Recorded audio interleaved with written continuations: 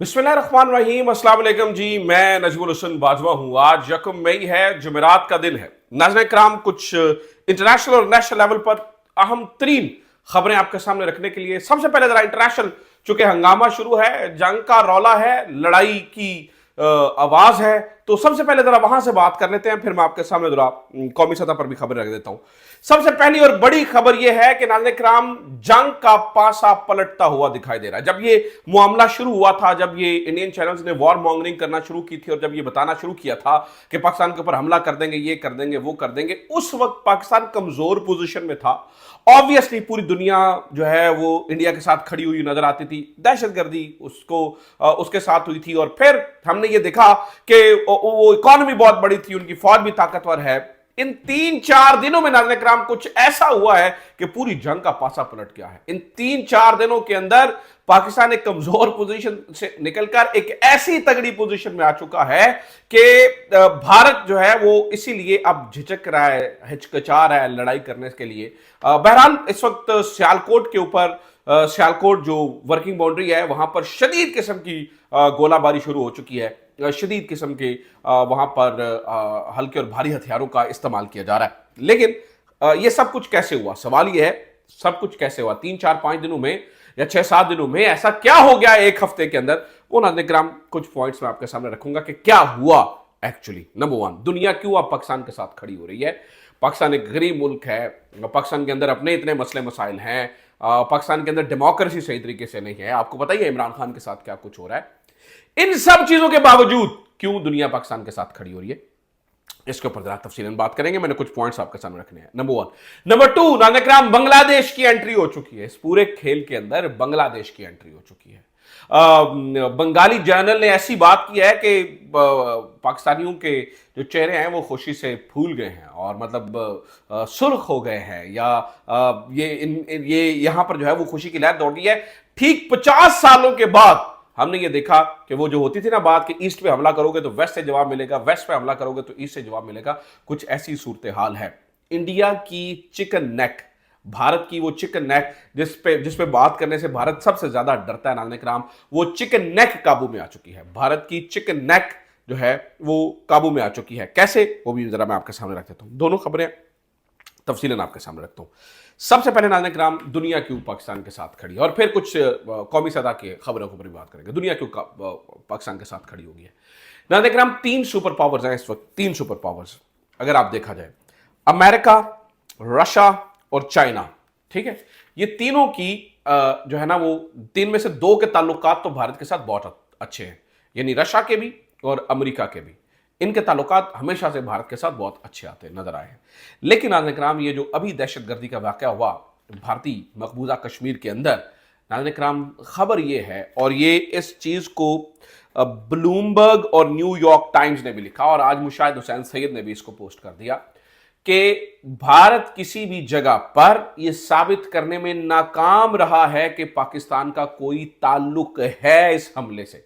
यानी कि पाकिस्तान के, भारत के पास कोई ऐसे सबूत नहीं थे। यानी कि ऐसे कैसे मुमकिन है कि आप हमले के पहले 10 मिनटों के अंदर ही, हमले के पहले 10 मिनटों के अंदर ही आप जो है वो इल्जाम पाकिस्तान के ऊपर लगा दें? ऐसे कैसे मुमकिन है? हां, पाकिस्तान ने ये सबूत दे दिए नाज़रीन किराम, पाकिस्तान ने दुनिया भर के सामने ये रख दिया कि कैसे भारत पाकिस्तान के अंदर दहशतगर्दी के अंदर इन्वॉल्व है।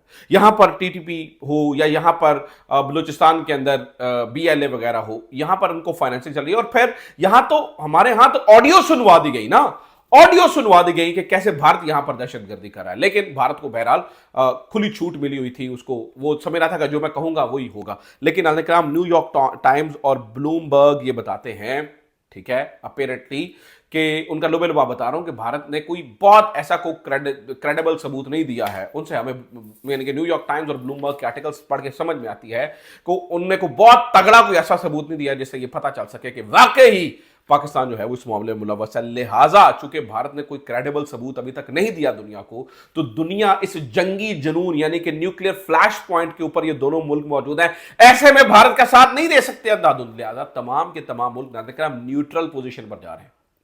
ऑब्वियसली रशिया ऑलरेडी, रशिया का बहुत जगहों पर साथ दिया है पाकिस्तान ने। अब ये देखिए ना, पिछले कुछ अरसे से पाकिस्तान ने बहुत जगहों पर रशिया का साथ दिया है। तो रशिया बिल्कुल अपनी पोजीशन को न्यूट्रल किया हुआ है और ऑलरेडी उनकी यूक्रेन वाली लड़ाई जारी है, तो ऐसे में कैसे जो है वो भारत का साथ दे सकते हैं। अमेरिका में ऑब्वियसली वो एक नया पंगा खोल रहे हैं, तो वो भी नहीं। डोनाल्ड ट्रंप भी इस मामले में न्यूट्रल रह रहे हैं, और चाइना तो ऑलरेडी कन्विंस्ड नहीं है, वो तो पाकिस्तान की सॉवरेनिटी की बात कर रहा है। तो इस पूरे मामले ने भारत को हिला कर रख दिया है। नंबर 1, इससे बुखरा कर नाज़रीन किराम इन्होंने ये फैसला किया कि हम पाकिस्तान के ऊपर हमला करेंगे और ये कर देंगे और वो कर देंगे। आपने देखा कि इनके राफेल तैयारे आए और ये आए यहाँ पर, और यहाँ पे इन्हें कख भी नहीं मिला, यहाँ से इनको खाली हाथ लौटना पड़ा। पाकिस्तानी एयरफोर्स ने इनका जो है ना वो मुंह तोड़ जवाब दिया। अब यहाँ से ये बुखला गए हैं और ये यहाँ पर तो हमला नहीं कर पा रहे हैं। अब दूसरा, सोने पे सुहागा ये हुआ नाज़रीन किराम, सोने पे सुहागा क्या हुआ वो जरा मजेदार बात है। सोने पे सुहागा ये हुआ कि बांग्लादेशी एक जनरल ने, जनरल रिटायर्ड ALM फजलुल हक, मेरे ख्याल से इनका नाम है ALM फजलुल हक या Fazlur Rahman, AL Fazlur Rahman, if I am not wrong, ये भारतीय रिटायर्ड जर्नल है। इन्होंने ये कहा है कि इस वक्त बांग्लादेश को ये चाहिए कि चीन से मदद मांगकर, चाइना के साथ मिलकर भारत की जो नॉर्थ ईस्ट की रियासतें हैं, 7 सिस्टर्स, जो चिकन नेक के जरिए एक छोटा सा, आप नक्शा देखेंगे ना भारत का, तो उसमें आपको ये छोटे से जो है ना वो हिस्से से जुड़ी हुई नजर आती हैं। ये 7 रियासतें, उनको बांग्लादेश जो ही भारत पाकिस्तान में हमला करता है तो बांग्लादेश को चीन के साथ मिलकर चिकन नेक पर हमला कर देना चाहिए और इन 7 रियासतों को अलग कर देना चाहिए। नाज़रीन किराम, ये बहुत बड़ी बात बांग्लादेश से खुलकर सामने आ रही है। और आज हमने ये भी देखा है कि बांग्लादेश के कुछ लोगों ने BSF के जवानों को वहां पर कुटाई भी चढ़ाई है, ये भी पता चला है। बहरहाल चले, खैर एक छोटी रोज की रूटीन की बात है। ये जो बात है ना कि बांग्लादेश के अंदर इस तरह के जज्बात पाए जाना, ये बहुत ही अहमियत के हामिल है चीज। अब चिकन नेक नाज़रीन किराम, ये मैं आपको बताता हूँ, ये 7 रियासतों में ऑलरेडी इंडिया के खिलाफ बहुत सी बगावतें चल रही हैं। ऐसे में अगर बैरूनी सपोर्ट, यानी कहा जाता है कि जब भी चीन और भारत की लड़ाई होगी, चीन चिकन नेक को काट देगा, ठीक है, चिकन नेक नहीं बच पाएगी। तो पहले भारत को ये होता था बांग्लादेश के रास्ते जाकर तो चिकन नेक को बचा लेंगे। अब बांग्लादेश ऑलरेडी खड़ा हो गया, बांग्लादेश तो प्रो पाकिस्तान इस वक्त बांग्लादेश के अंदर गवर्नमेंट है, ठीक है। तो ये जो 7 रियासतें हैं, भारत की 7 रियासतें, ये कौन कौन सी हैं जहां पर जो है उनको काटने की बात हो रही है, यानी कि उनको अलग करने की बात हो रही है भारत से। इस वक्त जो बांग्लादेश से बयान आ रहे हैं वो है अरुणाचल प्रदेश, आसाम, मेघालय, मणिपुर, मिजोरम, नागालैंड और त्रिपुरा।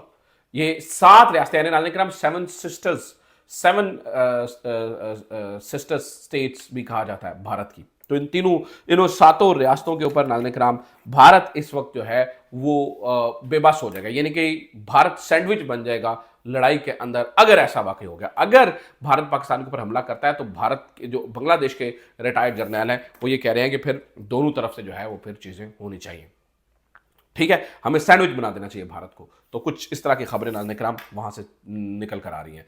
तो कहने का मतलब यह है कि हालात अब इंडिया के कंट्रोल से बाहर निकलते चले जा रहे हैं, इनके हाथ में चीज़ें नहीं रहती हुई नजर आ रही हैं, दुनिया पाकिस्तान के साथ खड़ी होती नजर आ रही है।